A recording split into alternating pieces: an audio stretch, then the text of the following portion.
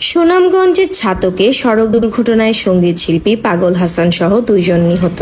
সুনামগঞ্জ থেকে নিজস্ব প্রতিনিধির পাঠানো তথ্য ও ছবিতে দেখুন বিস্তারিত।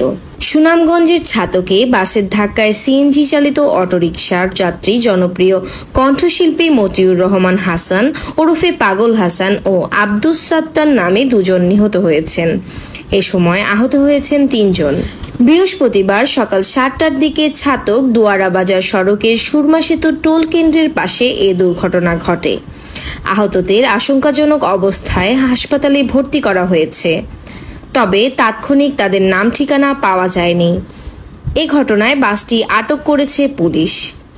নিহত মতিউর রহমান হাসান ওরফে পাগল হাসান সুনামগঞ্জের ছাতকের শিমুলতলা গ্রামের বাসিন্দা।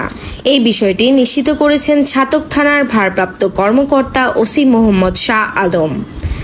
তিনি জানান, সকাল 7টার দিকে শিল্পী হাসান সহ 5 জন অটোরিকশায় করে যাচ্ছিলেন। পথে সুরমা সেতু টোল কেন্দ্রের পাশে বিপরীত দিক থেকে আসা একটি বাস তাদের বহনকারী অটোরিকশাটিকে ধাক্কা দেয়। এতে ঘটনাস্থলেই 2 জন মারা যান।